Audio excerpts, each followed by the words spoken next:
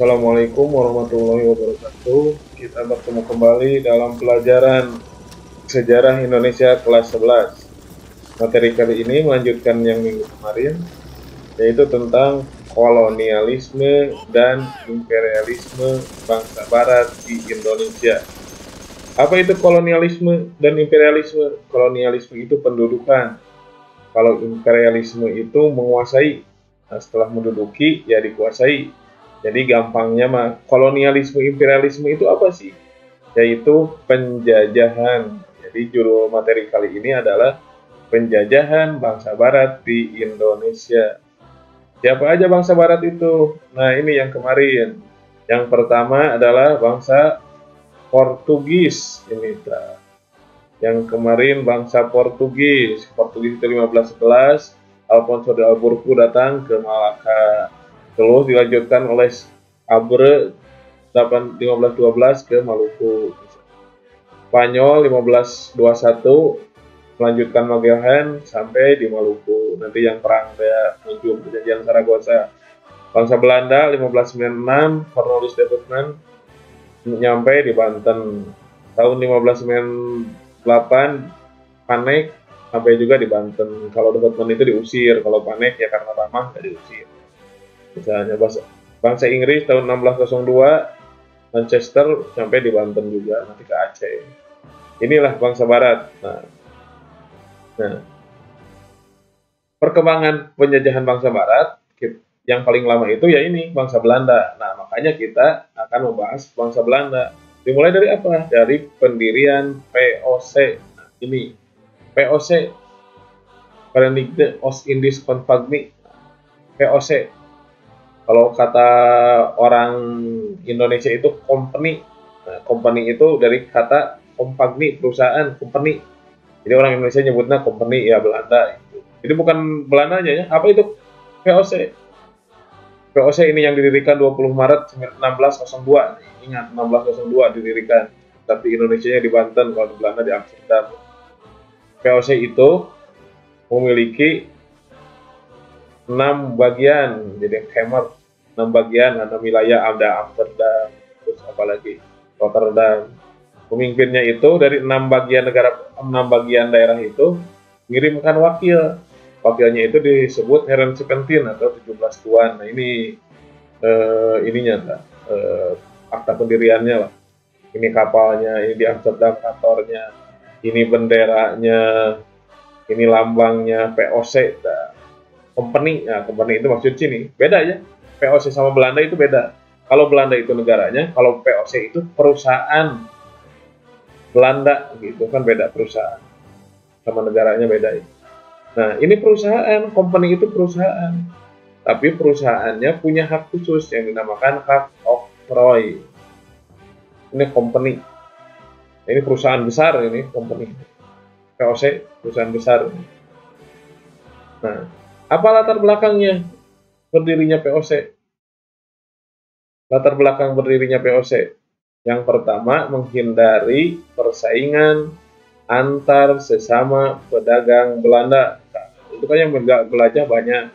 Jadi untuk menghindari persaingan sesama pedagang Belanda, maka dibentuklah persekutuan dagang, perusahaan gabungan, yaitu VOC. Yang kedua apa latar belakang yang kedua? Yaitu supaya bisa bersaing dengan perusahaan dagang lain, terutama EIC milik Inggris. Kalau milik Inggris itu EIC, kalau milik Belanda VOC, supaya bisa bersaing dengan kongsi dagang lain. Nah, ini dua alasan kenapa VOC itu didirikan. Nah, ini menghindari persaingan sesama pedagang Belanda supaya kuat. Nah, jadi bentuk VOC. Nah, kenapa dibentuk VOC? Kenapa bersatu? Supaya bisa bersaing dengan perusahaan dagang lain, terutama EIC.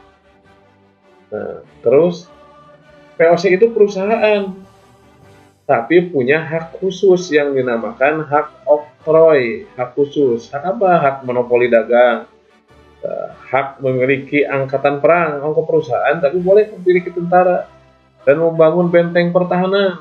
Nah, juga boleh membangun benteng pertahanan, ini perusahaan, tapi boleh membangun benteng pertahanan. Hak berperang, boleh berperang dan menjajah malahan. Ini perusahaan tapi boleh berperang dan menjajah. Terus siapa yang memberikan hak ini? Yaitu pemerintah Belanda. Hak melakukan pengadilan. Jadi punya pengadilan sendiri. Ini perusahaan tapi punya pengadilan sendiri.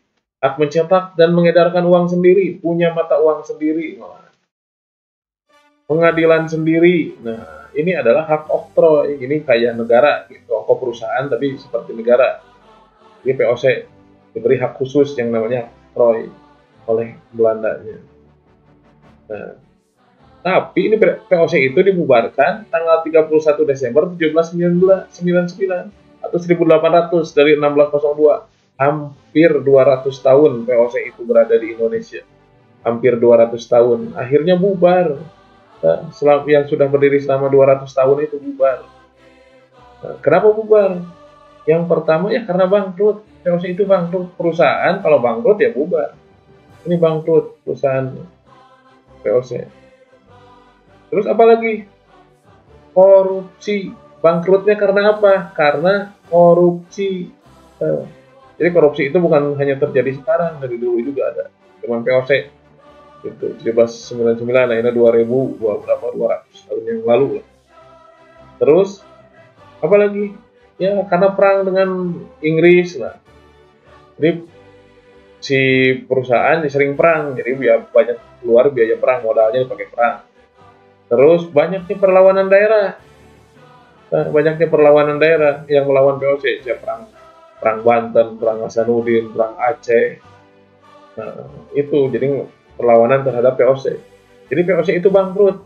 Nah, bangkrutnya karena apa? Karena ini yang korupsi, perang dengan Inggris, perlawanan daerah. Nah, akhirnya POC itu dibubarkan. Setelah bubar bagaimana? Digantikan. Jadi yang menjajah Indonesia itu bukan POC lagi, tapi negeri Belandanya langsung, negaranya.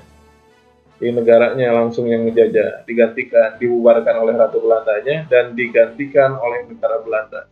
POC itu perusahaan, nah dibubarkan oleh negara Belandanya, kerajaan Belanda, oleh kerajaan. Nah, setelah dibubarkan, Indonesia dikuasai oleh kerajaan Belandanya.